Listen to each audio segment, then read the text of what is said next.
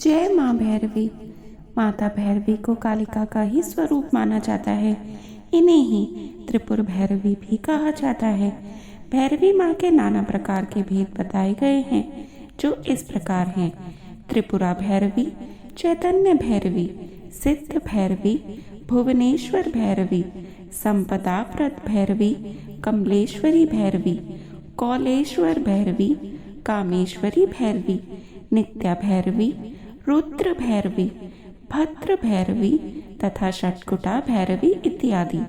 त्रिपुरा भैरवी ऊर्ध्व अन्नव्यय की देवता हैं। दुर्गा सप्तशती के अनुसार देवी त्रिपुर भैरवी ने ही महिषासुर नामक दैत्य का वध किया था। आइए जान लेते हैं माता का स्वरूप किस प्रकार का है। कहते हैं कि देवी त्रिपुर भैरवी का संबंध महादेव के उग्र स्वरूप काल भैरव से है। माँ भैरवी की 4 भुजाएं और 3 नेत्र हैं। उनके बाल खुले हुए रहते हैं। वे लाल वस्त्र पहने हुए माँ मुंड माला धारण करती हैं। काल भैरव की तरह उन्हें भी दंडा अधिकारी कहा जाता है। शमशान भूमि, अस्त्र शस्त्र, मृत शव, रक्त, मांस, कंकाल, खप्पर आदि विध्वंसकारी चीजें देवी को अति प्रिय हैं। भूत, प्रेत, पिशाच, डाकिनी, भैरव, कुत्ते आदि उनकी सेना है। आइए अब जान लेते हैं कि क्यों करते हैं माँ की पूजा और साधना। त्रिपुर भैरवी की उपासना से सभी बंधन दूर हो जाते हैं। यह बंदी छोड़ माता भी हैं। इन्हें षोडशी भी कहा जाता है। षोडशी को श्री विद्या भी माना जाता है। यह साधक को युक्ति और मुक्ति दोनों ही प्रदान करती हैं। इनकी साधना से षोडश कला निपुण संतान की प्राप्ति होती है। जल, थल और नभ में उसका वर्चस्व कायम होता है। आजीविका और व्यापार में इतनी वृद्धि होती है कि व्यक्ति संसार भर में धन श्रेष्ठ अर्थात सर्वाधिक धनी बनकर सुख भोग करता है। जीवन में काम, सौभाग्य और शारीरिक सुख के साथ आरोग्य सिद्धि के लिए इस देवी की आराधना की जाती है। इसकी साधना से धन संपदा की प्राप्ति होती है। मनोवांछित वर या कन्या से विवाह होता है। इन देवी का भक्त कभी दुखी नहीं रहता है। कैसे करें माँ का पूजन? आइए जान लेते हैं सामान्य विधि। माता की सामान्य पूजा दिन में अभिजीत या किसी शुभ मुहूर्त में होती है और माता की तांत्रिक पूजा या साधना निशिता काल में होती है। सबसे पहले चौकी पर माता की प्रतिमा या तस्वीर को स्थापित करें। इसके बाद गंगा जल या गौमूत्र से शुद्धिकरण करें। चौकी पर चांदी, तांबे या मिट्टी के घड़े में जल भरकर उस पर कलश रखें। उसी चौकी पर श्री गणेश, वरुण, नवग्रह, षोडश मातृका, सप्तघृत मातृका अर्थात 7 सिंदूर की बिंदी लगाएं और इन सब की भी स्थापना करें।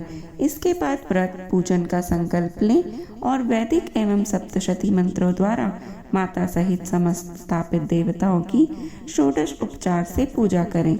इनमें आवाहन, आसन, पाद्य, अर्घ्य, आचमन, स्नान, वस्त्र, सौभाग्य सूत्र, चंदन, रोली, हल्दी, सिंदूर, दूर्वा, बिल्व पत्र, आभूषण, पुष्पहार, सुगंधित द्रव्य, धूप दीप, नैवेद्य, फल, पान, दक्षिणा, आरती, प्रदक्षिणा, मंत्र, पुष्पांजलि इत्यादि करें।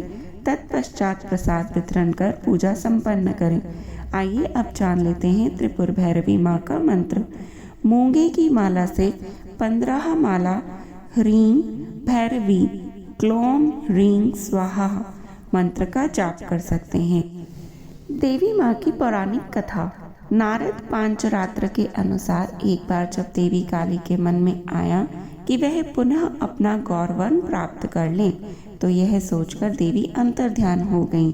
भगवान शिव जब देवी को अपने समक्ष नहीं पाते तो व्याकुल हो जाते हैं और उन्हें ढूंढने का प्रयास करते हैं।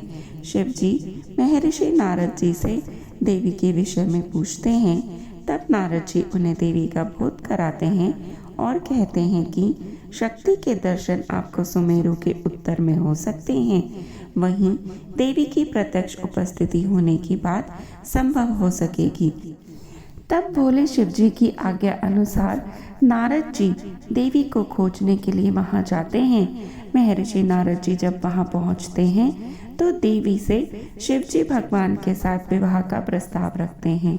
यह प्रस्ताव सुनकर देवी क्रुद्ध हो जाती हैं और उनकी देह से एक अन्य षोडशी विग्रह प्रकट होता है और इस प्रकार वह छाया विग्रह त्रिपुर भैरवी माँ का प्राकट्य होता है और उन्हें इसी नाम से जाना जाता है।